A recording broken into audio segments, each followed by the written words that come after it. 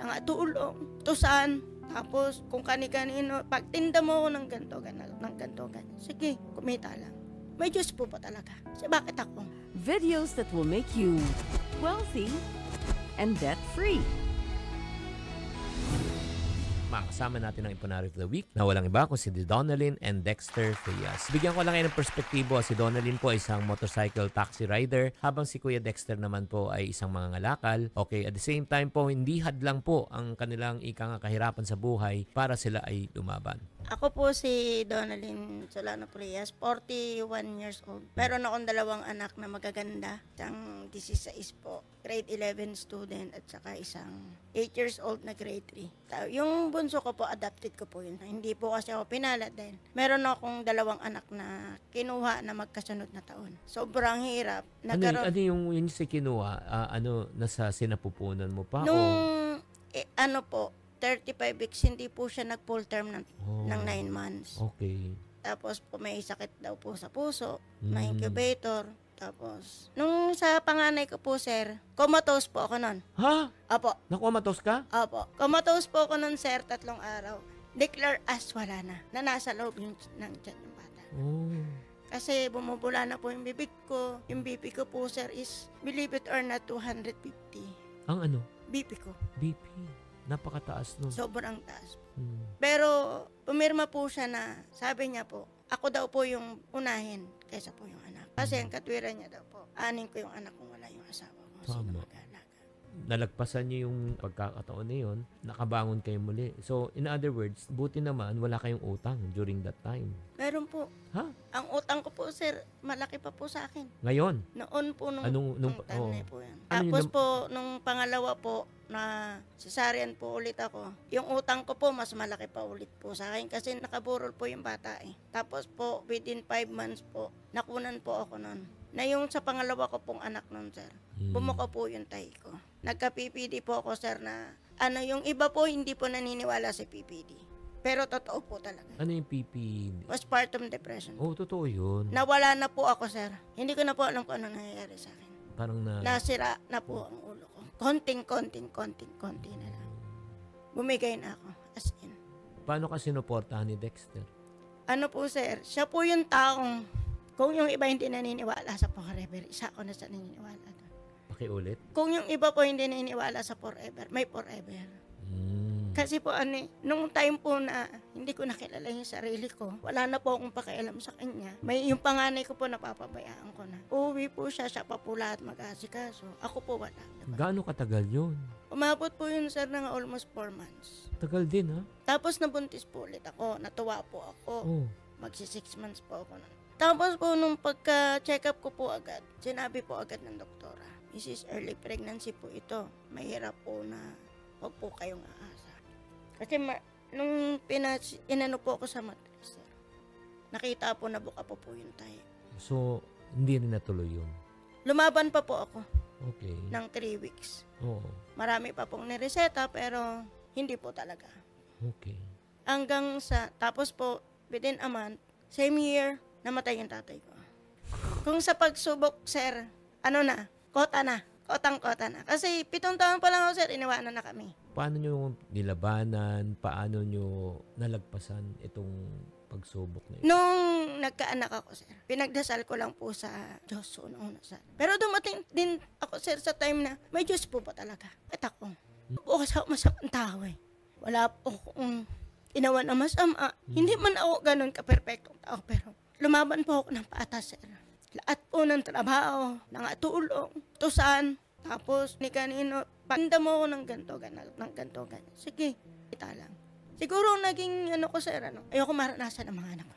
Yung lahat ng guto, sinusumba ko yun, sir eh. Yung gutom, kasi pumapasok ako, walang naman sigmura ako.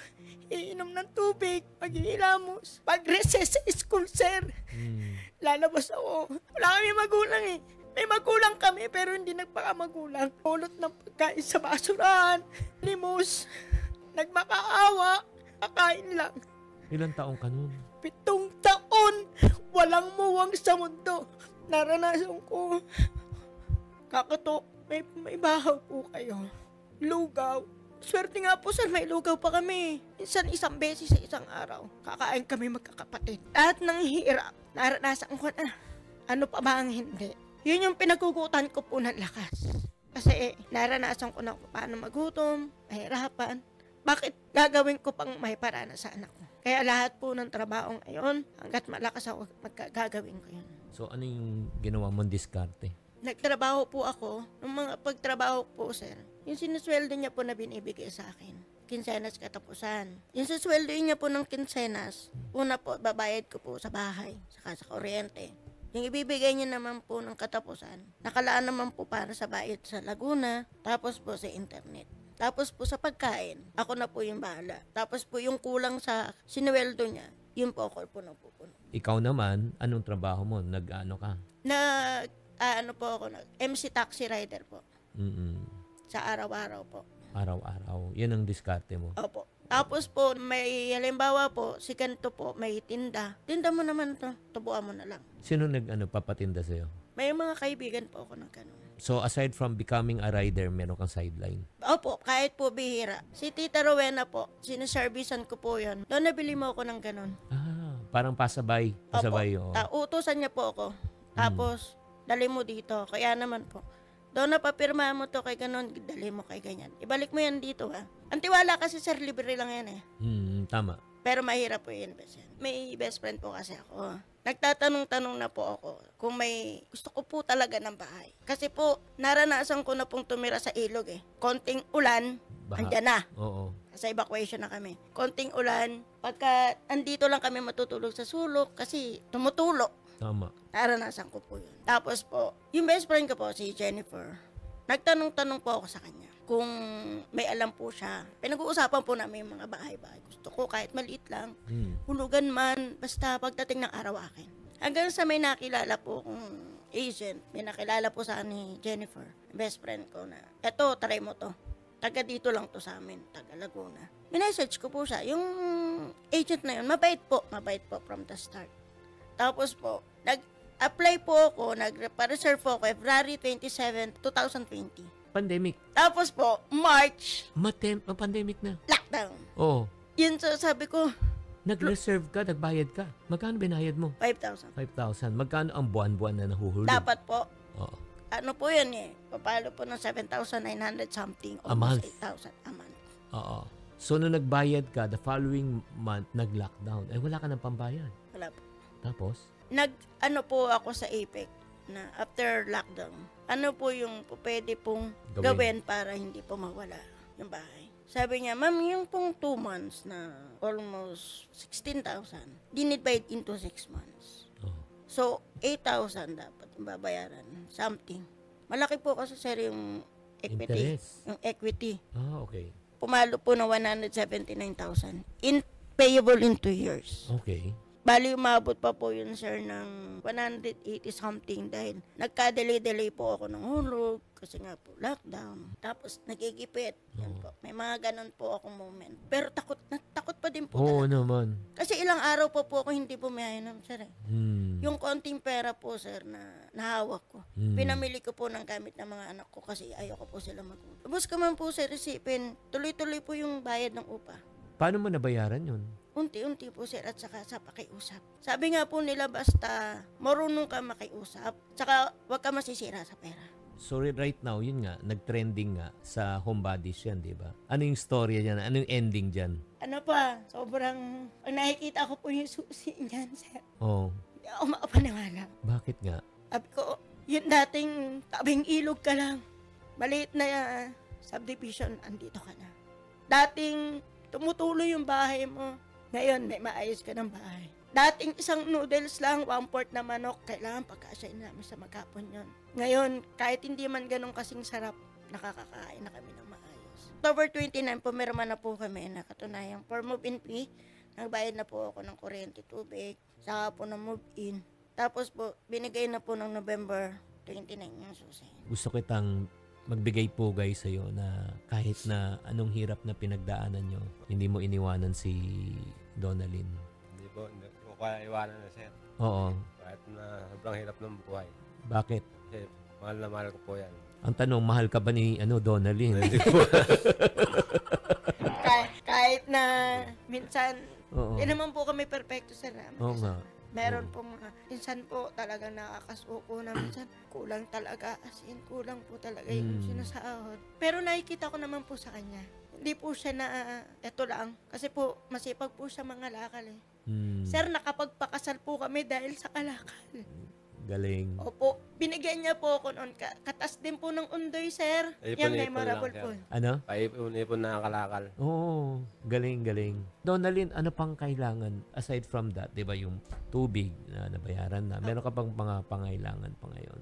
Kung para sa akin, sir, ang dasal ko na lang po, ang lagi ko pong dinadasal bago po ako umalis ng bahay. Lord, makauwi lang po akong ligtas araw-araw. Napaka-bless ko na po yun. Pangalawa po, kami pong mag-asawa, makauwi ligtas. Yung pong mga anak ko, sir. Lahat po ng ginagawa ko, lagi ko rin po sinasabi, lahat ng ito ay para sa inyo. Alam mo, Donalyn, Dexter, ito lang at saka sa mga tao nakikinig ngayon. Mawala na ang lahat, lang mawalang pangarap. Po, umugot ng lakas. Oo. Diba, mangarap kayo na darating panahon, giginhawa ang buhay, aasenso ang buhay.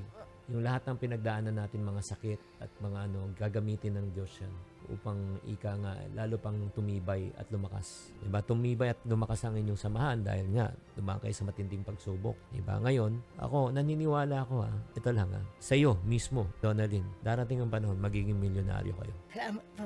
Oo, wala sa yan kasi ako rin di ako nakapagtapos. Oo.